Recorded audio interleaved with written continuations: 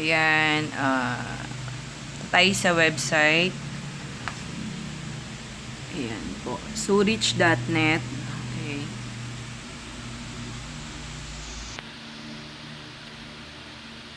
Ayan, so log in.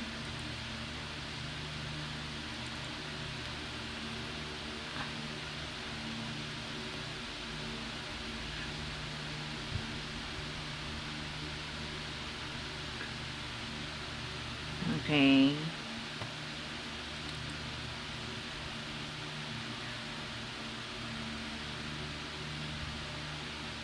Okay, yan. So, yung komisyon, yan po yung pairing bonus. Then, yung referral, yan po yung 20 pesos na kada mag-i-encode kayo kung kayo yung direct na referral. Then, yung e-wallet, yung total po yan ng komisyon at saka referral. Yan po yung total na laman ng e-wallet nyo. Yan po yung kapag 1,000 na, pwede nyo na po siyang i-pay out, i-request ng payout.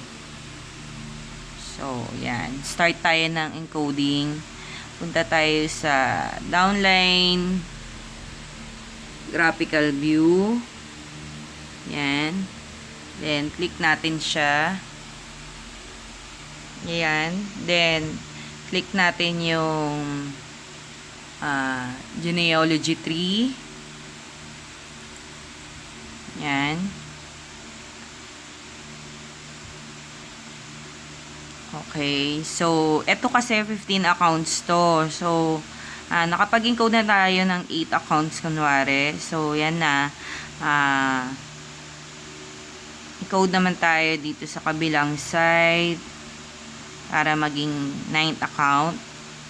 Or kung naka 7 account kayo, yan, yung encode nyo dyan yung mga downlines nyo nasa ilalim. Click nyo lang yung plus sign, green. Yan, okay. Lalabas po yan. Start na kayo ng encode. Ayan na po yan. So, start lagi sa product. Huwag nyo na pong gagalawin yung placement, username, placement, full name, position. Automatic na po yun. So, start lang lagi sa product. Ayan, scholar. Then, ipin. Yung ipin po na ibinigay sa inyo ng upline nyo or nung binilan nyo ng scholar. So, start tayo ng ipin. Pag wala pong ipin, hindi kayo makakapag-encode. So, importante po yung ipin. Kapag may bibili kayo or may bago kayong i-encode.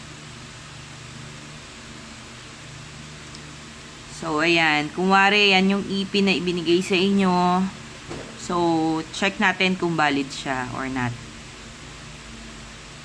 Ayan. So, invalid, ibig sabihin po, mali po yun. So, type tayo ng bago.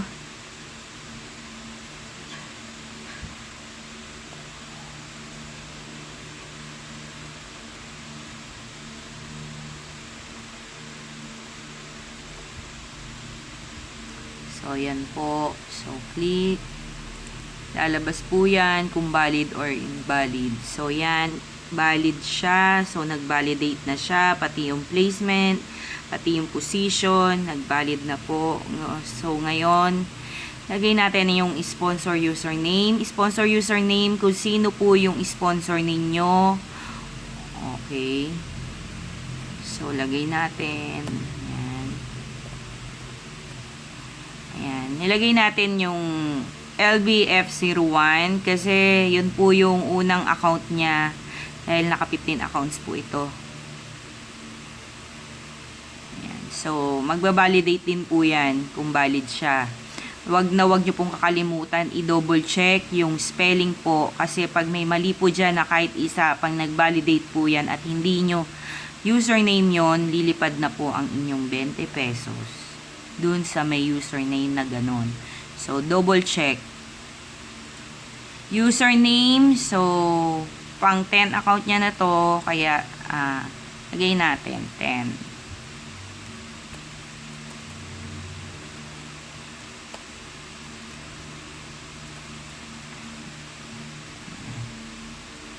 Mas maganda po pare-parehas na lang na username, lagyan nyo lang ng numbering kung naka-multiple account kayo para hindi nyo nakakalimutan.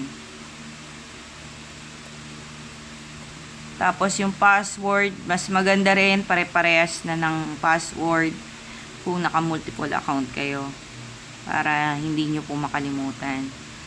So, birthday, yan. Huwag nyo kakalimutan yung birthday.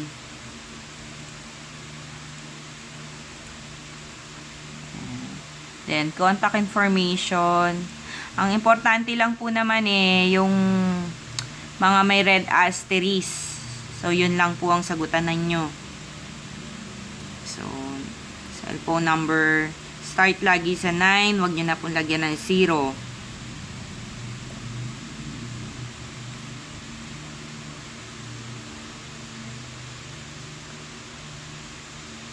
Okay, then email address. Sobrang importante po yan. Dapat po valid yung email address nyo na bubuksan ninyo. Kasi pag nagka-problema po sa account nyo, dyan nyo po siya pwedeng makita or ma-reset. Kunwari, nakalimutan nyo yung inyong password, dyan po ipapasok nyo. Dyan nyo rin pwedeng i-reset kung gusto nyo mag-change. So, yan. So, bank information naman tayo. So, ang pwede po ay BDO. Yan. RCBC. Okay. Pag wala pong BDO at RCBC, pwede pong Palawan Express. Yan. Lagay nyo Palawan. Tapos, then, account name nyo or account name ng downline nyo. Or account name ng ini-encode ninyo. Yan. Then, kapag Palawan, yung bank account number, cellphone number po yung ilalagay ninyo. Kapag BDO or RCBC, bank account number, yung account number po ng bangko ninyo.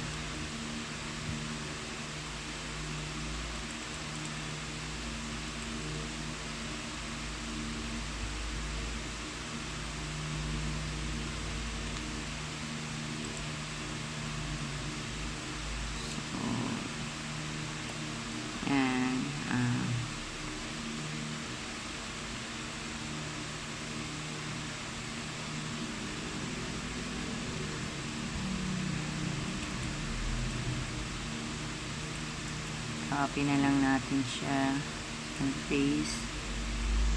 Okay. Then, accept terms and condition. Lagyan nyo po ng check. Tapos, bago nyo po i-register new member, bago nyo i-click, double check nyo po lahat ng details na inilagay nyo kung tama. Importante po, inuulit ko, ang sponsor username kailangan po tama. Wag po magkamali kahit isang letter. Username, bagong username, pangalan, birthday, mobile number, at ang pinaka-importante po ay ang email address at ang bank information. Wag kakalimutan. Then, register na natin siya. Okay? Click natin.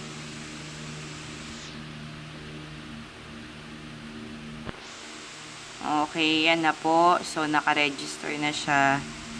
Okay na po. So, punta tayo ulit sa preview. Tingnan natin kung pumasok yung in-encode natin.